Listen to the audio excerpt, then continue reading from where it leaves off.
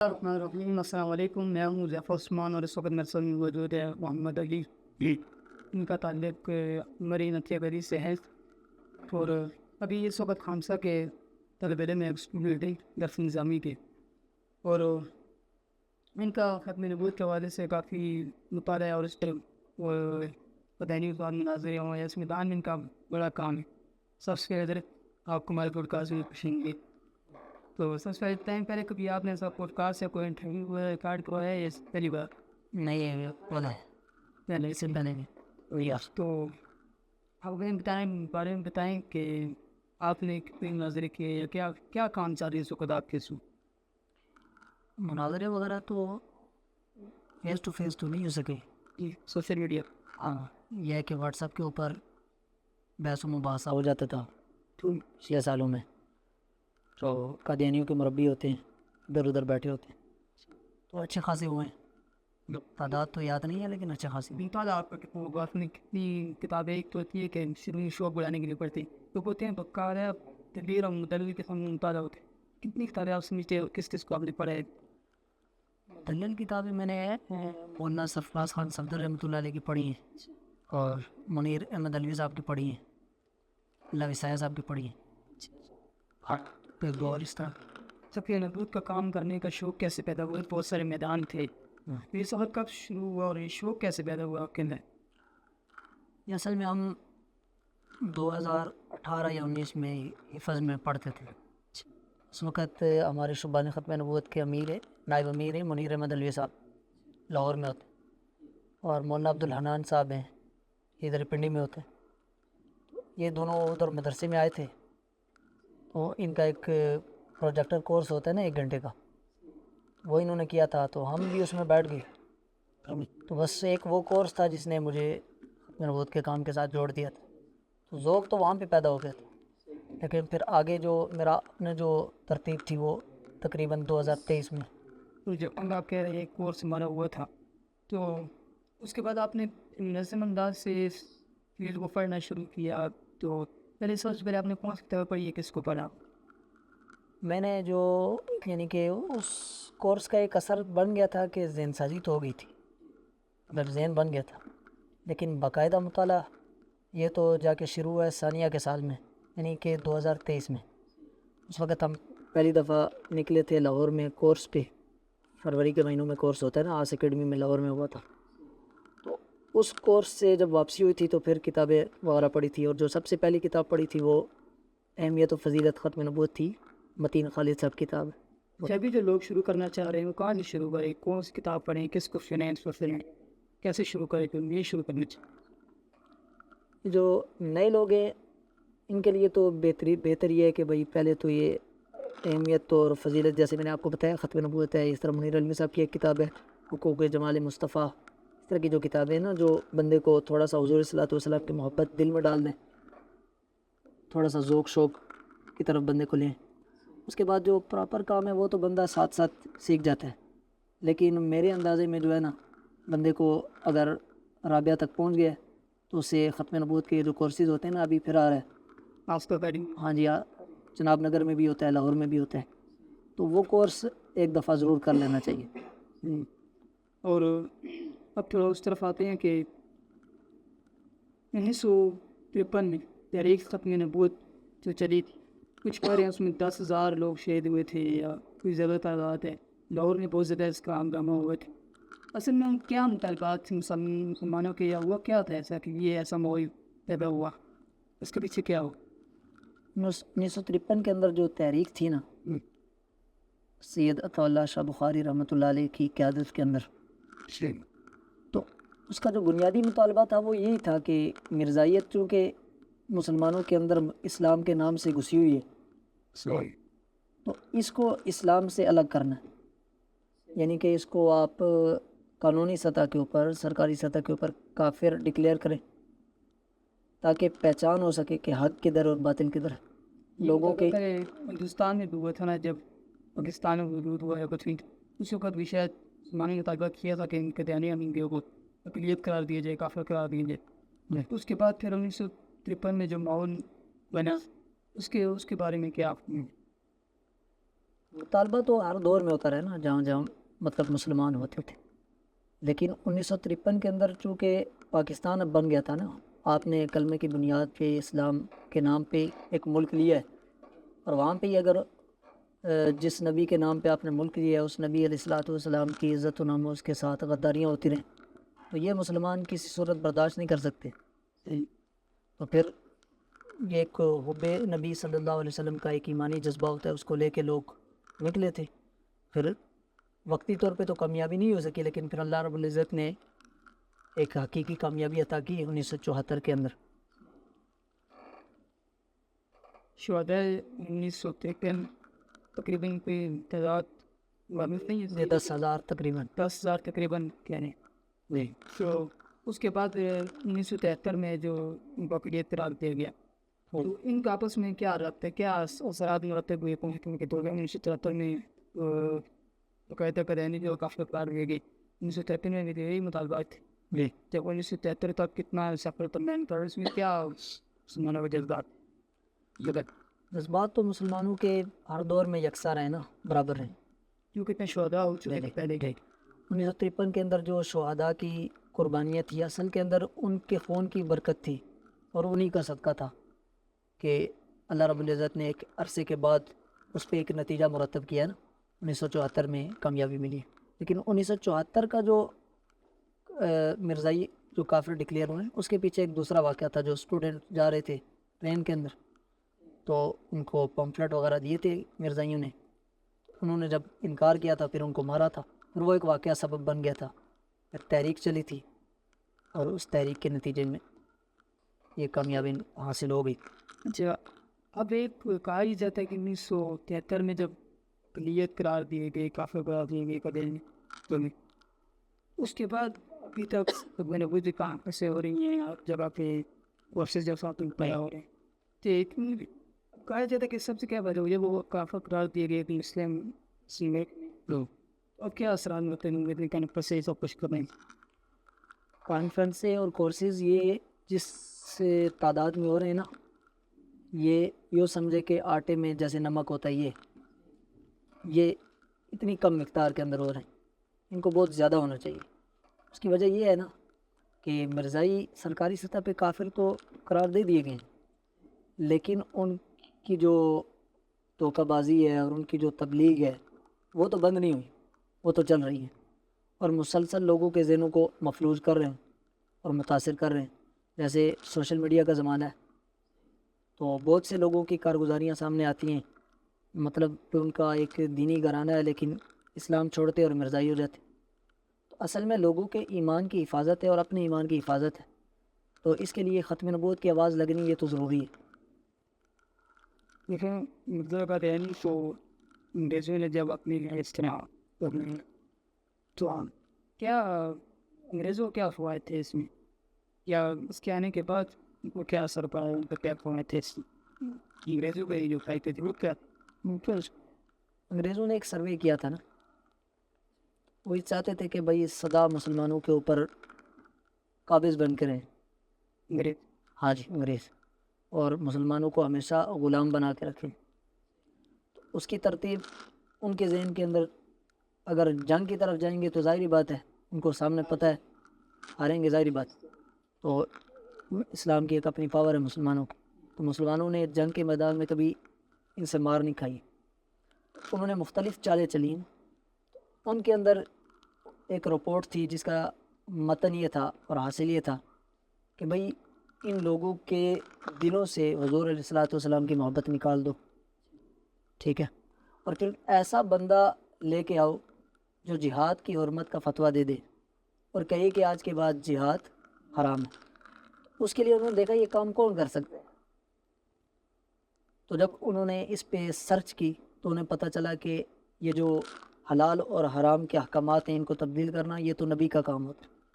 انہوں نے پھر مرزا قادیانی کو اٹھایا اور اس کو نبی بنا کے ہمارے سامنے جو ہے بھیجا، اور پھر اس نے اس طرح کے فتوے دیے. حرمت جہاد کا فتویٰ اس کا شروع زندگی سے لے کے آخر تک اس کے اوپر اس کا اتفاق ہے، باقی ہر بات میں اس کا تضاد ہے. یہاں پہ بات اور کرے گا اور وہاں پہ بات اور کرے گا. جہاد کو اس نے ساری تیار. تو جہاد کا دو چیزیں ایسی تھی نا ایک یہ تھا کہ اس نے کہا تھا کہ انگریزوں کی جو وفاداری ہے یہ آپ پہ فرض ہے، اور دوسرا یہ، ہاں جی انگریزوں کی، اور دوسرا یہ کہ بھائی جہاد حرام ہے۔ اب یہ دو چیزیں ایسی ہیں نا، ان کے اوپر اس کی باتوں میں آپ کو اس کی کتابوں میں کہیں تضاد نہیں ملے گا۔ جہاں بھی یہ لکھی ہے بس جی اس کا وہ نہیں جی، ہے، جان دے، جان جان دے دی، اسی پہ جان دے دی۔ اسی میں جان دے اور اس کی اپنی کتابوں سے اس کے وہ ہو رہے ہوتے ہیں نا کہ خود کچھ اور ادھر لکھے ہے دوسرے ایسے ہی ہے، ایسے ہی ہے۔ ایسا حضرت عیسیٰ علیہ السلام کے بارے میں کہتا ہے کہ بھئی حیات عیسیٰ علیہ السلام کا، یعنی عیسیٰ علیہ السلام زندہ ہیں آسمانوں کو، ہمارا مسلمانوں کا عقیدہ ہے، اور ایسا عقیدہ ہے کہ اس کا انکار کفر ہے، اس کا انکار کرنے والا کافر ہو جاتا ہے۔ لیکن اس نے جب خود مسیح بننا تھا تو یہ دعویٰ اس نے کیا، لیکن اس کے لیے اس کو عیسیٰ علیہ السلام کو مارنا پڑ گیا پہلے، ٹھیک ہے۔ لیکن اس سے پہلے جو اس کی 52 سال کی زندگی تھی وہ حیات عیسیٰ کے عقیدے کے اوپر گزری تھی، اور اس نے اپنی کتاب میں بعد میں یہ لکھا کہ بھئی عیسیٰ علیہ السلام کی حیات کا عقیدہ رکھنا یہ شرک ہے، ٹھیک ہے۔ تو ایسا تضاد ہے کہ اس تضاد کی صورت میں 52 سال کی زندگی اس کی شرک میں گزر گئی، صحیح ہے۔ لیکن یہ تو عقلیں اتنی مفلوج ہو گئی ہیں نا مرزائیوں کی، یا تو اس کو پڑھتے نہیں ہیں یا پھر پتہ نہیں ان کا کیا چکر ہے کہ عیسیٰ یہ مطلب ان کے سامنے ہے کہ 52 سال ایک بندہ شرک پہ رہا ہے، پھر ان کی سمجھ میں یہ بات نہیں آتی کہ 52 سال اگر ایک بندہ ایک شرک کرتا رہے تو مشرک نبی کب بن گیا ہے؟ زندگی کا اسلام ہاں نہیں، نبی تو معصوم ہوتے نا۔ ان کے طریقہ واردات کے سامنے وہ مصر کا دہنی کے بارے میں کہ میں نے پڑھا تھا کچھ کا جو ارے تھے اس میں 1857 کی جو جنگ بازی اس میں انگریزوں کی طرف سے وہ بالکل، یہ اس کی اپنی کتابوں کے اندر یہ موجود ہے، خود اس نے اعتراف کیا، خود لکھا ہے، اپنے ہاتھ سے لکھا ہے جی۔ عرفان محمد برق صاحب کہتے ہوتے ہیں کہ گندے ہاتھ سے اور گندے قلم سے اور گندے ورق پہ لکھا ہے، تو یہ باتیں اس نے لکھی ہیں، ٹھیک ہے۔ ان کا طریقہ واردات کیا ہوتا ہے، کس طرح مسلمانوں کو اپنی طرح مائنڈ کرتے طریقہ واردات ہمارے استاد جی ہیں انیس الرحمن شاہ صاحب لاہور میں ہوتے، تو وہ کہتے تھے کہ نوکری اور چھوکری، ٹھیک ہے، اور ویزا، مطلب یہ ہے کہ جو غریب قسم کے لوگ ہیں نا ان کے اوپر مال خرچ کرو، اور جو خواہشات کے غلام ہیں تو ان کے پیچھے لڑکیاں لگا دو، ٹھیک ہے، اور جو ایسے لوگ ہیں کہ بالکل جاہل ہیں تو ان کو آ کے اپنی قرآن کے اندر اور حدیث کے اندر جو انہوں نے تعویلیں کی ہیں ان کے ذریعے سے شکوک و شبہات ڈالو، اس کے بعد پیسہ بھی دو اور پھر لوگوں کو رضائی کر لو، دیا گیا وہ ایسے ہی۔ تو یہ اپنی تکلیف کیسے کرتے ہیں؟ لٹریچر جو ہم سنتے ہیں تم یا فلاں کا اتنے یونیورسٹی مطلب طالبات اور سنتے ہیں وہ اتنے فلاں کا دینی ہو، لٹریچر کیسے تقسیم کرتے ہیں؟ سکھائی تو وہ پابندی پابندی پھر بھی کیسے رہتی ہے؟ یہ تو بات ہے نا، پابندی کے باوجود بھی یہ کام کرتے ہیں صحیح، اور چھپ چھپ کے کرتے ہیں۔ اس میں ایک واقعہ ہے، یہ اسلام آباد کے اندر ایک یونیورسٹی ہے، وہاں پہ ایک لڑکی تھی وہ مرزائی ہو گئی، قادیانی ہو، ظاہر بات ہے یونیورسٹی کے اندر کوئی ایسی اسے مل گئی جس نے مرزائیت کی اس کو دعوت وغیرہ دی تو وہ پھر کیا ہو گئی، مرزائی ہو گئی۔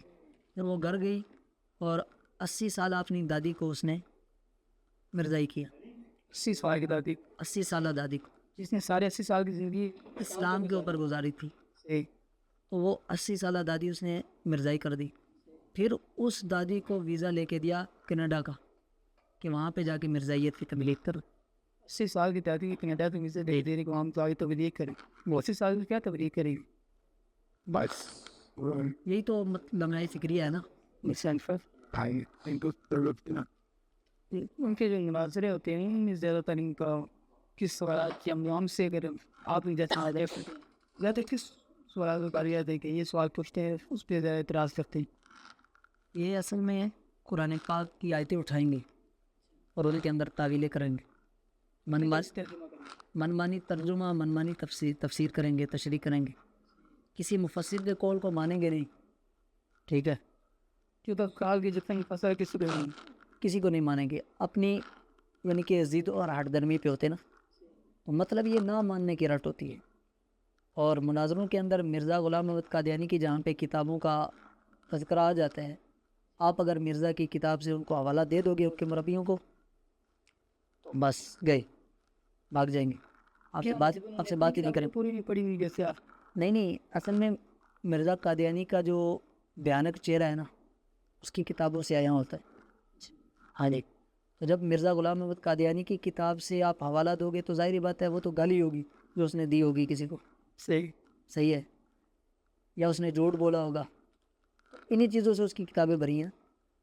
تو اس سے ان کی جو مربی ہوتے ہیں نا، عام لوگ تو پھر بھی کچھ نہ کچھ سمجھ جاتے، تو مربیوں کی تو باقاعدہ یہ تو کاروبار ہوتا ہے ان کا، انہوں نے تو اپنے ایمان کا سودا کیا نہیں، انہوں نے ماننا نہیں ہے نا۔ عام جو مان جاتے نہیں، منیر الوی صاحب کہتے ہوتے کہ جو مرزائی ہے نا وہ زہر کا پیالہ پی لے گا لیکن مرزا قادیانی کی شخصیت پہ بات نہیں کرے گا۔ مربی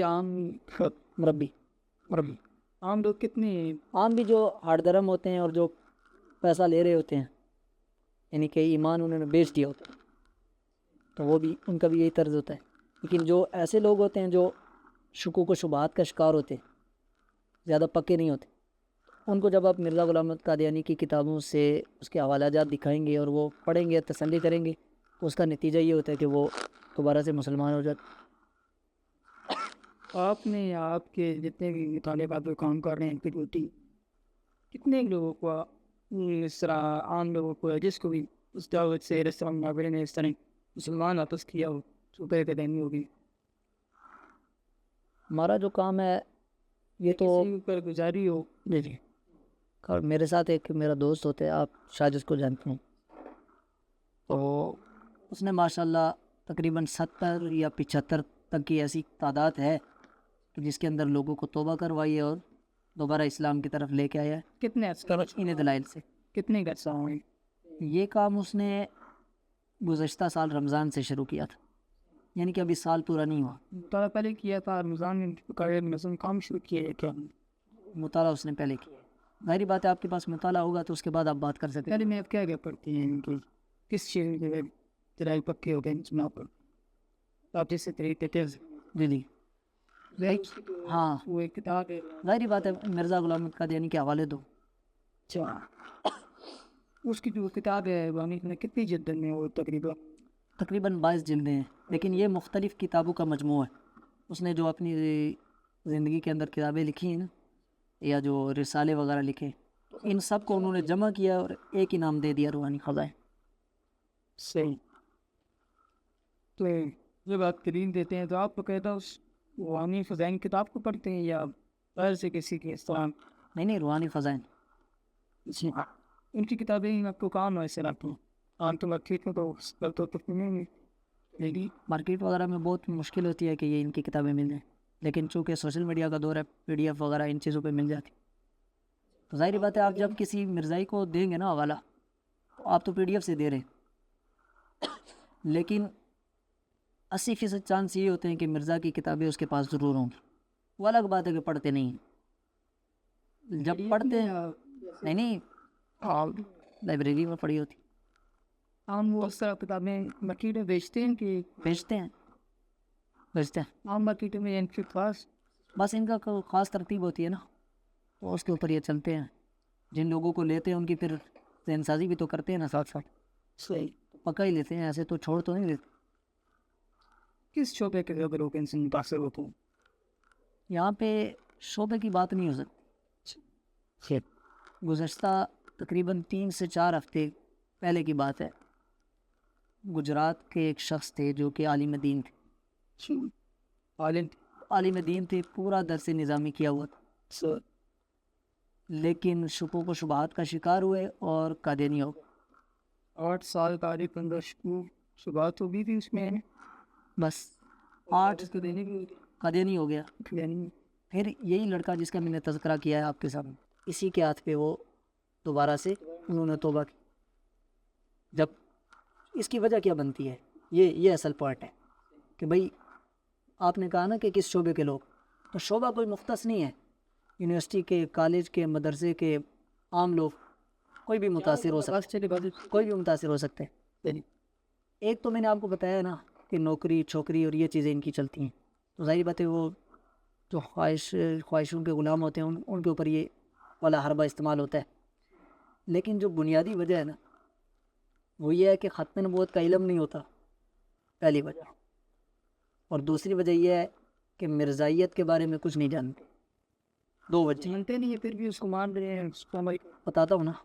دیکھ، ختم نبوت کا علم نہیں ہے اگر آپ کو، مثال کے طور پہ، ٹھیک ہے، آپ کو اگر کوئی آ کے ختم نبوت کے عنوان پہ بات آپ سے کرے گا اور آپ کو کہے گا کہ بھائی نبوت جاری ہے، جب آپ کو پتہ ہی نہیں ہے کہ حضور آخری نبی ہیں، کہ ختم نبوت کا آپ کو پتہ ہی نہیں ہے، یہ تو ہر کسی کو پتہ ہے حضور آخری کے نہیں اجمالاً تو پتہ ہوتا ہے، لیکن ظاہری بات ہے وہ آئے گا آپ کے سامنے قرآن کی آیت پڑھے گا، اس میں باطل تعویل کرے گا، اپنا من جو ہے استعمال کرے گا، صحیح ہے، تو اگلا بندہ تو متاثر ہو جائے گا، صحیح ہے. تو ختم نبوت کے متعلق علم سے مراد یہ نہیں ہے کہ بس یہ پتہ ہو کہ حضور آخری نبی، بلکہ اس سے یہ مراد ہے کہ اس حد تک کا علم ہو کہ بندہ اپنے آپ کی حفاظت کر سکے، سمجھے. یا پھر ایک بندے کو پتہ ہی نہیں مرزائیت کیا ہے، تو ایک بندہ آ کے کہے گا کہ مرزا غلام احمد قادیانی بھائی مہدی ہو گئے، صحیح ہے، یا مسیح ہے، یا اس طرح کی چیزیں، تو وہ تو متاثر ہو جائے گا اسی وقت. ظاہری بات ہے اسے پتہ ہی نہیں ہے نا، کوئی سمجھے گا کہ بھائی ایسے ہی پیر ہے. دوسری بات یہ ہے کہ یہ جب دعوت دیتے تو یہ سرے سے یہ نہیں کہتے ایک دم سے کہ بھائی مرزا غلام احمد قادیانی نبی ہے، بلکہ اس کے مختلف دعوے، مہدی ہونے کا دعویٰ ہے، مسیح ہونے کا دعویٰ ہے، تو یہ سٹیپ بائی سٹیپ چلتے ہیں. نہیں کہتے کہنے کو ڈائریکٹ نہیں کہتے. عام مطلب جو مسلمان ہے، ظاہری بات ہے ڈائریکٹ آپ کو کوئی آپ کے کہے کہ بھائی فلانا نبی بن گیا تو آپ کے ذہن میں یہ بات تو ہے کہ حضور آخری نبی، لیکن وہ کہتے ہیں کہ دیکھو آپ کی حدیثوں میں آتا ہے کہ عیسیٰ حضرت امام مہدی نے آنا ہے تو دنیا میں امن ہو جائے گا، صحیح ہے، عیسیٰ علیہ السلام نے آنا ہے تو امن ہو جائے گا. کب آئیں گے؟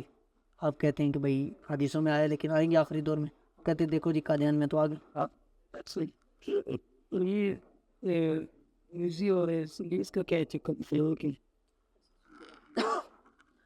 یہ اصل میں نبوت کی ایک قسم اپنی طرف سے گڑھ لی تھی نا مرزا غلام احمد قادیانی ذلی اوپر.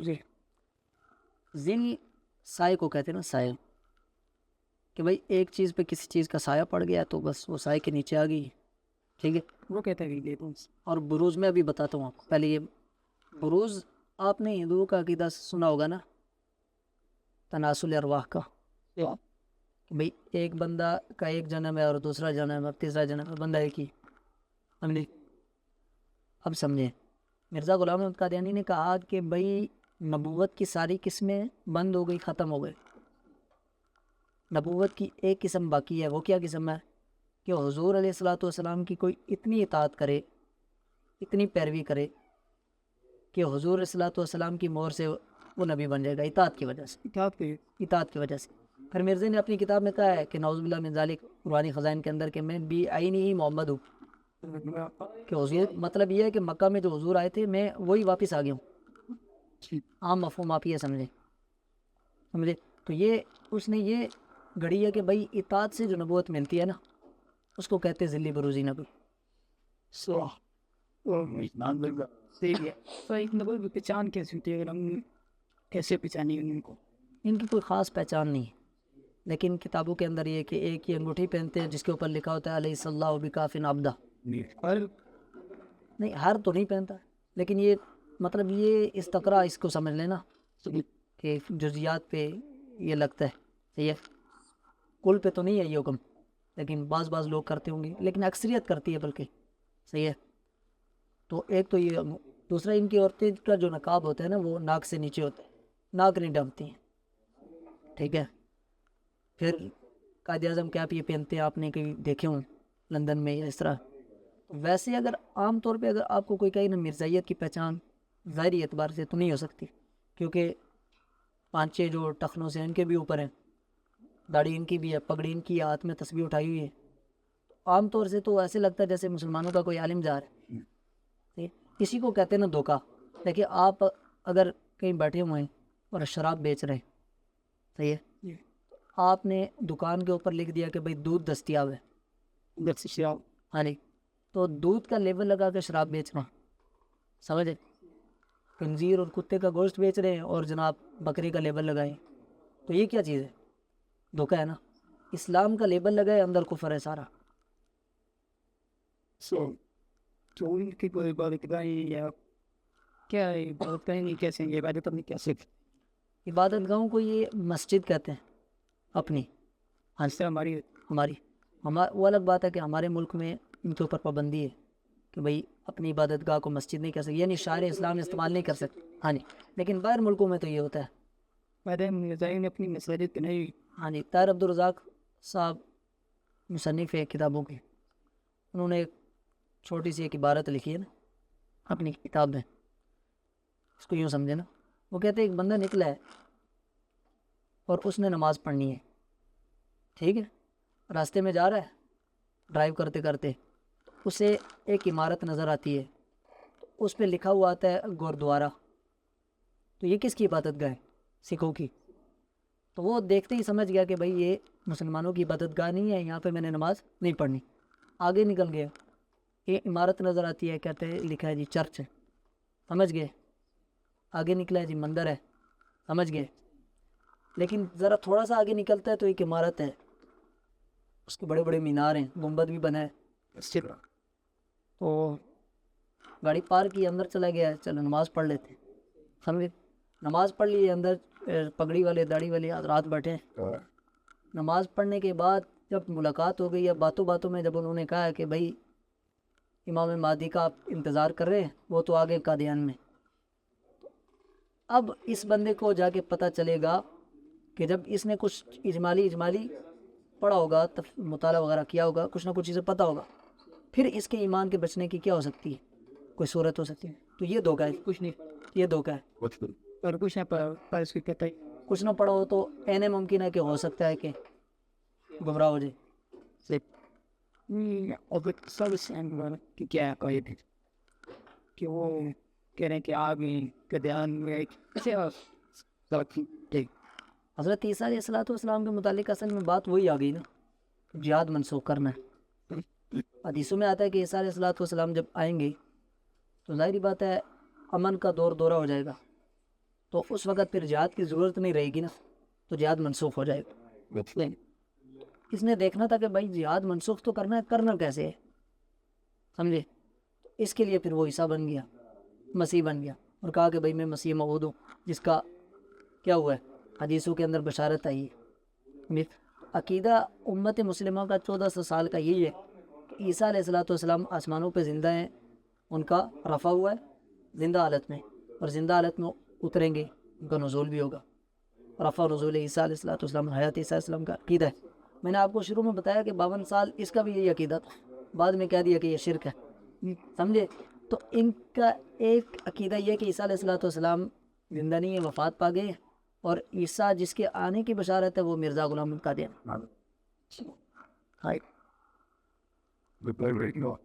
تو میرے ساتھ بائک چیز میں یہ تو کہتے ہیں کہ میں کچھ دام جی تو غریب اس کے کوئی حق، یعنی کہ آپ اس کی عبارات کی طرف اشارہ کر رہے ہیں جو اس نے دعوے ہیں اور گستاخیاں. مرزا غلام قادیانی جو تھا میں نے آپ کو بتایا کہ اس نے بہت سارے دعوے کیے ہیں. کہتا ہے کہ بھائی میں مہدی ہوں، میں مہدی ہوں، میں عیسیٰ ہوں، میں نبی ہوں، میں خدا ہوں، خدا کا بیٹا ہوں، ٹھیک ہے. پھر کہتا ہے بھائی خدا کی بیوی ہوں. کہیں سن لیا کہ بھائی آریوں کا بادشاہ جو تھا وہ بڑا محترم اور معزز اور عزت دار بندہ تھا، تو دعویٰ کر دیا کہ بھائی میں آریوں کا بادشاہ ہوں. ہاں آپ ہنس رہے ہیں، اس کی کتابوں کے اندر موجود ہے، حوالہ جات موجود ہے، سمجھے. تو یہ ایسا بندہ تھا. اپنی کتاب کے اندر لکھتا ہے، روحانی خزائن کے اندر کہتا ہے کہ اللہ تعالیٰ نے مجھ سے کلام کیا اور پھر مجھ سے کہا کہ اسمعی ولدی، بھئی اے میرے بیٹے میری بات سن. تو یعنی کہ اللہ کا بیٹا ہونے کا دعویٰ کیا. تو ایک کہتا ہے کہ بھئی میں نے کشف میں دیکھا میں خدا ہوں، اور میں نے یقین کر لیا کہ میں وہی ہوں. ٹھیک ہے. پھر کہتا ہے کہ سچا خدا وہی ہے جس نے قادیان کے اندر اپنا سول بھیجا. تو یہ ان کی ترتیبات. ایک بار ایک اور بات بڑے مشہور ہے کہ जेब पे डेली भी रखे हैं, बुक भी रखे, सब इसका क्या हुआ है? इसका अपनी किताब में एक हाथ से इसको बिल्कुल, इसके बेटे ने सीरतुल मादी के नाम से इसकी सीरत लिखी है ना, दे उसके अंदर ये वाक़या मौजूद है क्या हुआ कि मिर्ज़ा ग़ुलाम अहमद कादियानी जो था ना, तो बड़ा भोला भाला आदमी था। तो ये निकला था, इसने जेब के अंदर गुड़ भी रखा हुआ था और इस्तिंजा करने के लिए डीली भी रखी हुई थी दूसरी जेब में। तो कहीं घर से जो है ना, जैसे होते हैं ना बच्चों की आदत बाज़ की होती है कि वो चीज़ें छुपा लेते हैं, अलमारियों से निकाल लेते माँ बाप से छुप के, तो ये चोरी की आदत थी हज़रत साहब को शुरू से। चोरी किया थी? हाँ जी, तो उन्होंने चोरी करके ना घर से तो वो गुड़ डाल लिए थे, और जब रास्ते में आप जा रहे थे, अब कहीं दूर जब निकल गए तो सोचा कि अब निकाल के खा लेते हैं। हमें इस्तेमाल करने जा रही थी? नहीं, इस्तिंजा करने नहीं जा रहे थे हम, देखे ना एक जेब में गुड़ पड़ा है, दूसरी में ढीली पड़ी है पहले से। तो अब ये याद नहीं रही कि गुड़ किधर है और ढीली किधर है, तो वो जो ढीली थी ना इस्तिंजे वाली, वो फिर निकाल के मुँह में डाल ली थी। वो सिपली में तेल से हाँ जी, ये इस तरह हुआ क्या। इनका सोशल मीडिया पर क्या नेटवर्क है, सोशल मीडिया पर कैसे काम करते हैं आज? वो ज़्यादा यही कहते हैं सोशल मीडिया में बहुत नहीं करते, वेबसाइट भी है क्या इस्लाम के नाम से, हाँ, तो कैसे और नेटवर्क फिल्म कैसे काम? इनके असल में टीवी चैनल भी है, सही है, उसका मेरे जहन से अभी नाम निकला हुआ था। पाकिस्तान में वो नहीं, वो पाकिस्तान में भी चलता है, सोशल मीडिया पे चलता है। आपके पास मोबाइल है ना तो आपके पास आएगा। दूसरे यूट्यूब चैनल, दूसरे चैनल यूट्यूब चैनल चलते हैं, व्हाट्सएप के ऊपर सरगर्म है। हमारी जो इनके साथ बातें होती थी मुरब्बियों के साथ, वो व्हाट्सएप पे होती थी। अब व्हाट्सएप पे सूरत हाल ये होती है कि 8-10 मुरब्बी बैठे होते हैं और 25-20 जो होते हैं वो आम मिर्ज़ाई होते हैं, और बाकी इन्होंने मुसलमान डाले होते हैं आम। तो वहाँ पे ये फिर बहस व मुबासा करते हैं और अखलाकियात की दर्स देते हैं और इस तरह की बातें करते हैं। मतलब तो आम लोगों को फिर मिर्ज़ाई बनाने का ये एक इनका हरबा होता है। तो ये इस तरीके से फेसबुक भी इस्तेमाल करते हैं और इंस्टाग्राम वगैरह, ये सारी चीज़ें इस्तेमाल चैनल और खूब दबा के। इनके बाद आज़ाद बाहर मुल्कों में तो आज़ाद है ना, यहाँ पे हम कैसे इनके चैनल चलते हैं? यहाँ पे भी चलते हैं सोशल मीडिया पे, क्योंकि पोस्टें वगैरह और ये इस तरह वीडियोज़ तो आती हैं आपके सामने भी, तो वैसे तो लोग नहीं गुमराह होते ना यहाँ पे। ये पाकिस्तान में यहाँ पर तो ये है काफर है, फिर कैसे चैनल कर रही या किसी और की इबादत और के गाँव को छोड़ के लेने के वैसे इसकी तबलीग कर देंगे, कैसे तफसील ये तो फिर अल्लाह ही जाने कैसे कर। हमारे काबिल की जो है खिदमत शुरू से और कितने नाम है क्या करने में अल्लामा अनवर शाह कश्मीरी रहमतुल्लाह अलैह या अताउल्लाह शाह बुखारी रहमतुल्लाह अपने नाम लिए। अनवर शाह कश्मीरी रहमतुल्लाह अलैह बावलपुर के अंदर एक मुकदमा उठा था पाकिस्तान बनने से पहले ना। एक लड़की आयशा थी, उसका शुक्र नामी बंदे के साथ निकाह हो गया था। निकाह होने के बाद रुखसती पहले रुखसती अभी नहीं हुई थी, दोनों अभी मुसलमान थे। रुखसती से पहले जो अब्दुल शुक्र नामी बंदा था ना, मुर्तद होकर मिर्ज़ाई हो गया। अब जब रुखसती की बात आई तो इधर मुसलमान होने का ये तो मुर्तद है, निकाह तो फसख, समझे, मुकदमा अदालत में चला गया। नहीं पहले दोनों मुसलमान पहले तो मुसलमान थे ना जी, तो ज़ाहिर बात है एक मुर्तद हो गया तो निकाह टूट जाता है ना। वो जो शोहर था जी, तो वो जो बावलपुर की अदालत के अंदर जो मुकदमा चल रहा था, तो उसके लिए मिर्ज़ाइयों का एक वकील था, शमस नाम था उसके साथ मुकालमा करना था। उसके लिए जो उलमा की जो नज़रें जाके रुकी थी, वो मुहद्दिसुल असर अल्लामा अनवर शाह कश्मीरी रहमतुल्लाह अलैह पे रुकी थी। और हज़रत की हालत ये थी कि बुढ़ापे की हालत में हज के सफ़र के लिए भी तैयार थे, लेकिन बवासीर इतनी ज़्यादा थी कि जिस तरह आप कहते हैं ना कि बकरी ज़िबा करते तो उसे खून आता है, ये उनकी बीमारी की सूरत हाल है। लेकिन इसके बावजूद वहाँ से आए, दलाइल कायम किए, और वो फ़ैसला आप पढ़ सकते बावलपुर में। वो पहला फ़ैसला था जो है, मतलब अदालत ने कहा था कि भाई मिर्ज़ाई जो हैं वो काफिर है। हाँ, अदालत में जी। और उसमें एक बात आपने सुनी होगी कि शमस जो जब उसके ऊपर हुज्जत कायम हो गई फिर भी नहीं मान रहा था, तो अल्लामा अनवर शाह कश्मीरी रहमतुल्लाह अलैह ने वजद में उसे कहा था कि भाई अगर तुम आंखें बंद करो ना यहाँ पे, तो तुम आंखें बंद करोगे तो मैं तुम्हें मिर्ज़ा कादियानी जहन्नम में जलता हुआ यहाँ ही दिखा दूँगा। हाँ, ये واقعہ وہ سنیں گے کہاں پہ کس کتاب میں جو کشمیری کس کتاب میں یہ اسی باولپور کی جو عدالت تھی نا اسی کے اندر تھی، لیکن یہ ہے کہ اکابرین کی جو تاریخ ہے، ایک رسالہ تھا منیر احمد علوی صاحب، اس میں ہم نے پڑھا تھا اور ویسے کورس میں سنا بھی تھا یہ واقعہ، اس کے بعد پھر پڑھ لیا۔ میرے سالے میں جی ٹھیک ہے۔ اس دور کے جو قرآن ہیں ان کو کیا پیغام دینا چاہیں گے اس گھنٹے کے بارے میں، پدائیوں کے بارے میں، کیا کریں کیسے بچیں؟ نوجوانوں کے لیے یہ پیغام ہے، پہلی بات یہ ہے کہ ختم نبوت کا، میں نے آپ کو بتایا نا دو چیزیں، ختم نبوت کا علم نہیں ہوگا یا مرزائیت کے بارے میں نہیں پتہ ہوگا، تو ایک تو یہ ہے کہ ان دونوں چیزوں کو سیکھیں، جانیں، پڑھیں۔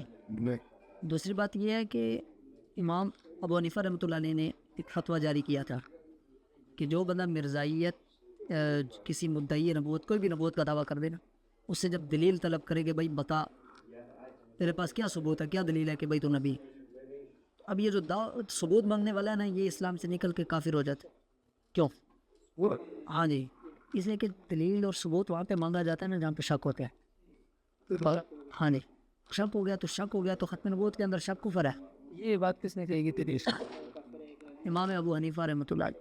چلو سمجھے، تو مطلب یہ بہت نازک مسئلہ ہے، تو نوجوانوں کے لیے یہی پیغام ہے کہ بھائی آپ اس عنوان پہ ذہن کے اندر ذرا برابر شک نہ لائیں، صحیح ہے، اور پھر اس کے اوپر تیاری کر کے ختم نبوت کا کام کریں۔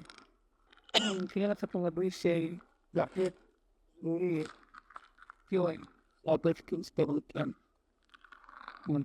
نبوت سے دیکھیں، منافقین کے بارے میں اللہ رب العالمین نے حضور صلی اللہ علیہ وسلم کو فرمایا کہ وَلَا تُصَلِّ عَلَىٰ أَحَدٍ مِّنْهُمْ مَاتَ أَبَدًا، ٹھیک ہے، یہ جب مر جائیں تو ان پہ آپ نے جنازہ بھی نہیں پڑھنا ہے، ان کی قبر پہ کھڑا بھی نہیں۔ آخری مقام تو یہی ہوتا ہے نا، سالوں اور کے روٹے ہوئے جو لوگ ہوتے ہیں جنازے پہ آ ہی جاتے، اللہ تعالیٰ نے کہا ہے کہ بھائی ان کے جنازہ بھی نہیں پڑھنا، اس حد تک ان سے نفرت کرو۔ وہ منافقین کے بارے میں، اور منافقین سے بڑا کفر تو ان کا ہے جو حضور صلی اللہ علیہ وسلم کو صبح شام گالیاں دیتے، تو آپ ہی بتائیں نا پھر ان سے تعلقات جائز ہیں؟ یا بندے کی شریعت کو ایک منٹ کے لیے سائڈ پہ کر لیں تو بندے کی یہ غیرت گوارا کرتی ہے کہ میرے باپ کو جو گالی دے میں اس کے ساتھ تعلق رکھوں؟ نہیں کرتی نا، کہ بھائی میرے باپ کو جو گالی دے رہا ہے میں اس کے ساتھ تعلق نہیں رکھ رہا، تو حضور صلی اللہ علیہ وسلم کی محبت تو پھر باپ سے کئی گنا زیادہ ہے۔ اچھا، سب سے آخری سوال جو ہے آپ سے، قدم یہ نعرہ لگاتے کہ محبت سب کے لیے اور نفرت کسی کے لیے، اس نعرے کی کیا حقیقت ہے؟ محبت سب کے لیے اور نفرت کسی کے لیے نہیں ہے، یہ جو نعرہ ہے یہ بھی دھوکہ ہے، صحیح ہے۔ اس کی حقیقت اگر آپ نے جاننی ہے تو آپ مرزا غلام احمد قادیانی کی کتابیں پڑھیں، ہاں جی، اس کی اپنی کتابیں پڑھیں، اس کے اخلاق کیا تھے، صحیح ہے۔ جب ان کا جو پیشوا اور امام ہے اس کے اخلاق اتنے برے ہیں، اس نے لوگوں کو گالیاں دی، ٹھیک ہے، ماں بہن کی گالیاں دی، عرب کوئی لکھا، ہاں، تو اس کے پیروکاروں یہ نعرہ کیسے لگا سکتے کہ محبت سب کے لیے؟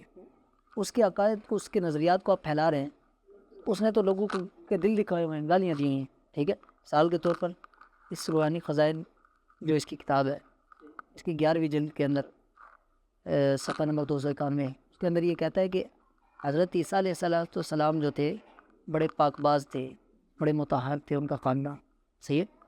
تو آگے کہتا ہے کہ 3 دادیاں اور 3 نانیاں آپ کی زناکار تھی۔ بھائی عام بندے کو گالی نہیں دے رہا ہے، کس کو دے رہا ہے؟ حضرت عیسیٰ علیہ السلام کو دے رہا ہے۔ مطلب اس کا یہ ہے کہ لاکھوں کروڑوں مسلمانوں کے دل دکھا رہا ہے اور کروڑوں کی تعداد میں عیسائیوں کے دل دکھا ہے، تو یہ محبت ہے سب کے لیے، نفرت ہے؟ ہمارا تو بس کو چھوڑ لے رہا ہے، نعرے کا اعتبار نہیں ہے نا، صحیح ہے، نعرے کا اعتبار۔ آپ منافقین کے بارے میں کیا کہتے ہیں؟ منافقین کیا کہتے تھے کہ ہم کون ہیں؟ منافقین اپنے بارے میں کہتے تھے ہم تو مسلمان ہیں بھائی، ہمیں قرآن میں نہیں آتا وَإِذَا لَقُوا الَّذِينَ آمَنُوا قَالُوا آمَنَّا، صحیح ہے، تو وَإِذَا خَلَوْا إِلَىٰ شَيَاطِينِهِمْ قَالُوا إِنَّا مَعَكُمْ، تو ہم تو تمہارے ساتھ ہیں بھائی، ہم تو ان کے ساتھ مذاق کر رہے تھے۔ تو آپ کے سامنے آ کے اخلاق ہی دکھائیں گے نا، ظاہری بات ہے۔ اس کی مثال ایسی ہے نا، ایک چھوٹا بچہ ہے، آپ نے اسے اغوا کرنا ہے، تو آپ اسے تھپڑ مار کے تو نہیں اغوا کر سکتے، کیا کریں گے؟ کوئی ٹافی دکھائیں گے، کوئی چاکلیٹ دکھائیں گے، تو یہ ٹافی دینا، چاکلیٹ دینا، یہ کیا چیز ہے؟ یہی تو اخلاق ہے۔ لیکن آگے کا انجام کیا ہے؟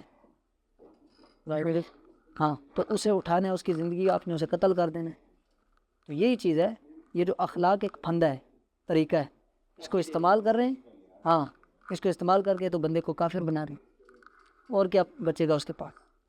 تو یہ ان کے اخلاق ہے.